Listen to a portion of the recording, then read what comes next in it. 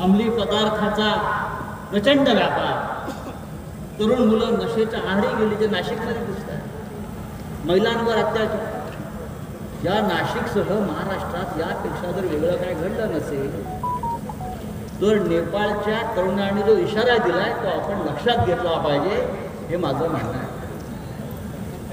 आमचा अंत पाहू नका.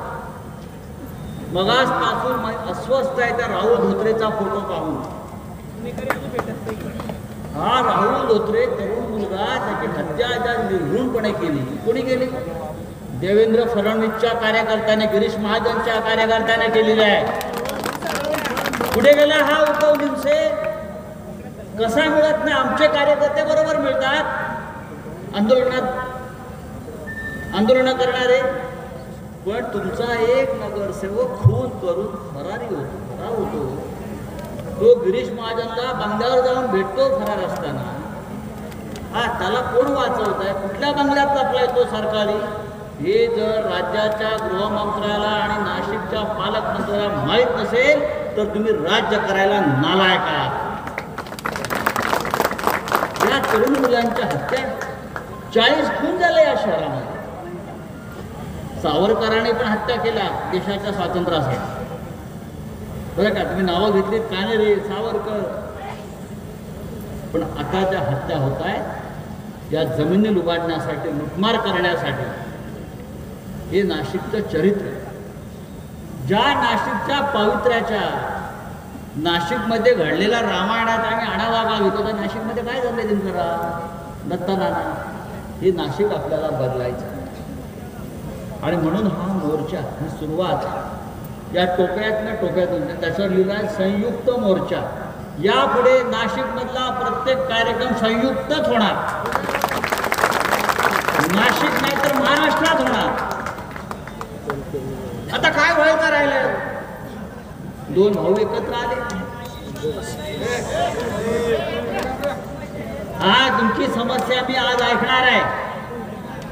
दोन महाराष्ट्राचे बंधू एकत्र आले, ठाकरे बंधू एकत्र आले, दोन नेते एकत्र आले आणि कार्यकर्ते एकत्र आल्यावर हा महाराष्ट्र यापुढे फक्त ठाकऱ्यांच्याच मागे जाईल, हा सुद्धा नाशिकला संदेश दिला जाईल. फार मोठ्या संख्येने नाशिक रस्त्यावर उतरले, मी त्यांचा आभारी आहे. शिवसेना, महाराष्ट्र नवनिर्माण सेना यांचं कुळ आणि मूळ एकच आहे आणि आपला सगळ्यांचा मायबाप हा माननीय बाळासाहेब ठाकरे हाच आहे. त्याच्यामुळे आम्ही इतकंच सांगू, यापुढे तुम्हाला आमच्याशी सामना करताना खूप काळजी घ्यावी लागेल. नाशिकमध्ये गुंडगिरी, नाशिकमध्ये हनी ट्रॅप, अशी सगळ्या नेत्यांनी सांगितलं. हे चित्र बदलायचं असेल तर उद्याच्या महानगरपालिकेपासून आपल्याला सुरुवात करावी लागेल, परिवर्तन करावं लागेल. जिल्हा परिषदा येतील, नगरपालिका येतील. व्होट चोरी करून आलेलं सरकार आहे हे सुद्धा बोगस. नाशिकमध्ये हे 3-3, 4-4 आमदार शक्य आहे का जिंकणं? काय त्यांनी मोठी अशी क्रांती केली होती?